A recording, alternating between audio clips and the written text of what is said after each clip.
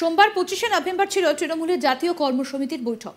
বৈঠকের দিকে নজর ছিল রাজনৈতিক মহলের। বলা ভালো, তৃণমূলের সাধারণ সম্পাদককে বাড়তি কি দায়িত্ব দেওয়া হয়, কারণ অভিষেক বন্দ্যোপাধ্যায়কে মন্ত্রিসভায় গুরুত্বপূর্ণ পদ দেওয়ার ব্যাপারে দাবি উঠেছিল তৃণমূলের অন্দরেই। প্রকাশ্যে এ নিয়ে মুখ খুলতেও শুরু করেছিলেন তৃণমূলের শীর্ষস্তরের নেতাদের একাংশ। কিন্তু সূত্রের খবর, বৈঠকে এ নিয়ে কোনো আলোচনাই হলো না। অভিষেক বন্দ্যোপাধ্যায়কে তৃণমূলের সাধারণ সম্পাদক ছাড়াও বাড়তি দায়িত্ব দেওয়া হয়েছে জাতীয় রাজনীতির মুখপাত্র হিসেবে। তার টিমে রয়েছেন ডেরেক ওব্রায়েন, সুস্মিতা দেব, কাকলি ঘোষ দস্তিদার, কীর্তি আজাদ এবং সাগরিকা ঘোষ। তাহলে কি এবার থেকে জাতীয় রাজনীতির কোনো বিষয় ছাড়া রাজ্যের কোনো বিষয় মুখ খুলতে পারবেন না অভিষেক?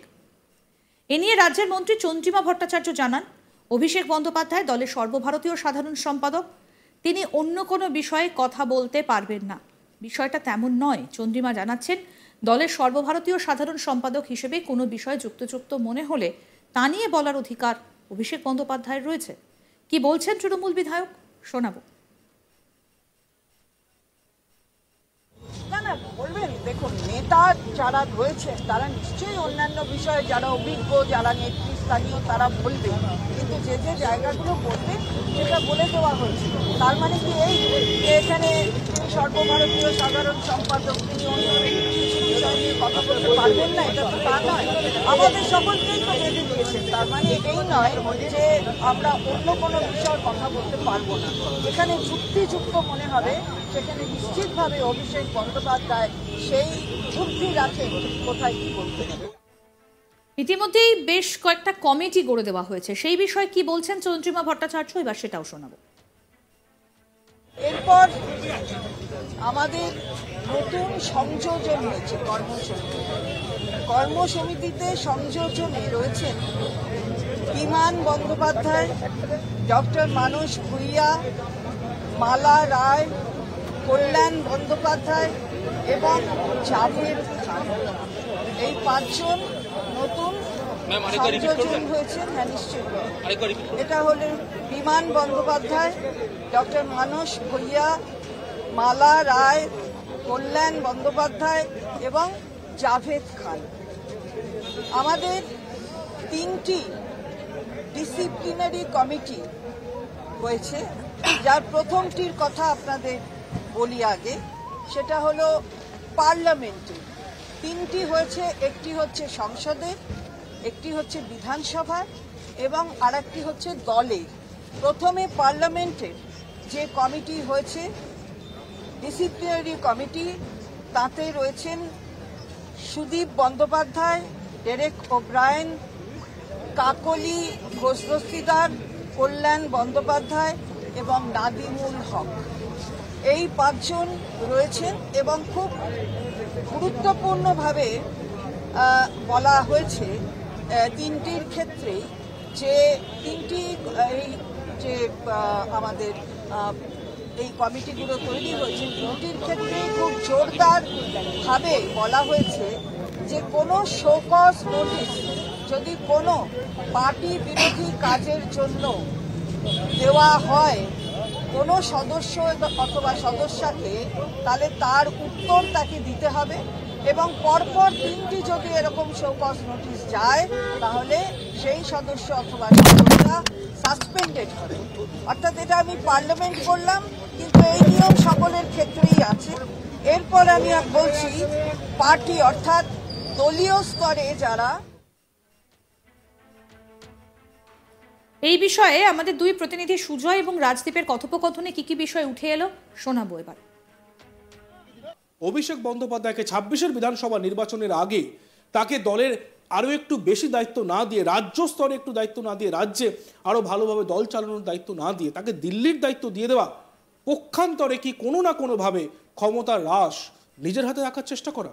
আর চরম ভুল কেন, সেই বিষয়ে আলোচনা করবো। আমার সঙ্গে রয়েছে সুজয়। সুজয়, কালকের বৈঠকটা তুমি কভার করেছো, দেখেছো।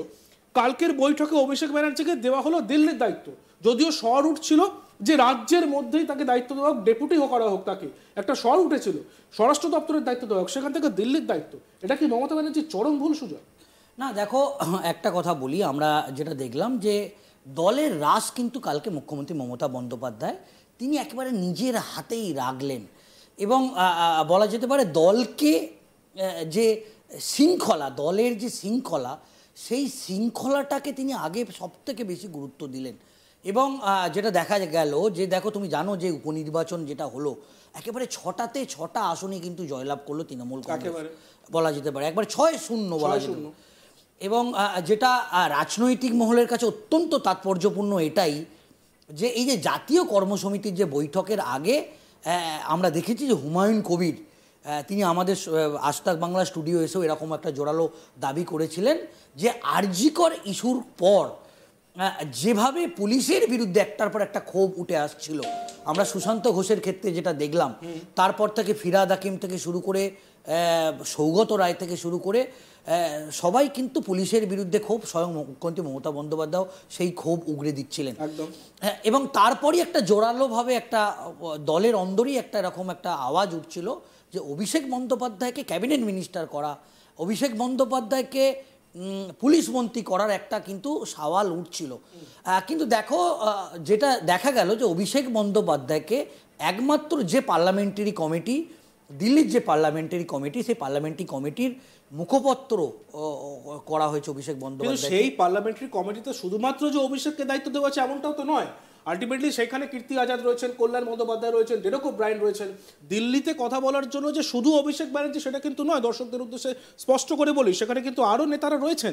তাহলে অভিষেক বন্দ্যোপাধ্যায়ের গুরুত্বটা বাড়লই বা কোথায়? তাকে তো একেবারে সরিয়ে দেওয়া হলো না, সেটা একেবারেই ঠিক না। কারণ হচ্ছে দেখো, এক্ষেত্রে তুমি যেটা বলছো সেটা ঠিক, কিন্তু এই যে তোমাকে বলি যে 2021-এর যে বিধানসভা নির্বাচন, 2024-এর যে লোকসভা নির্বাচন, মূলত সংগঠনের দায়িত্ব মুখ্যমন্ত্রী মমতা বন্দ্যোপাধ্যায়ের হাতে থাকলেও কিন্তু যে সাজানো দলকে পরিচালনা করার ক্ষেত্রে কিন্তু অভিষেক বন্দ্যোপাধ্যায় একটা বড় ভূমিকা নিয়েছে। এবং আমরা দেখেছি অভিষেক বন্দ্যোপাধ্যায় দলের যে বলা যেতে পারে যে নতুন যে টিম, সেই টিম কিন্তু অভিষেক বন্দ্যোপাধ্যায় নিজের হাতে রেখেছিলেন। আইপ্যাকের মতো সংস্থা, সেই সংস্থাকে নিয়ে এসেছিলেন অভিষেক বন্দ্যোপাধ্যায়। এবং বলা যেতে পারে দলকে নিয়ন্ত্রণে রাখা, সেটা কিন্তু অভিষেক বন্দ্যোপাধ্যায় করেছে। হ্যাঁ, এটা তুমি বলতে পারো যে সংগঠনের রাশটা সেটা মুখ্যমন্ত্রী মমতা বন্দ্যোপাধ্যায়ের হাতে ছিল। কিন্তু এই যে অভিষেক বন্দ্যোপাধ্যায় বারবার বলছে নতুন তৃণমূল, নতুন তৃণমূল, এবং তুমি নিশ্চয়ই জানো পুজোর আগেই অভিষেক বন্দ্যোপাধ্যায় তিনি দলকে একটি তালিকা তুলে দিয়েছেন, যে সাংগঠনিক স্তরে একাধিক রদবদলের একটা তালিকা কিন্তু তুলে দিয়েছে।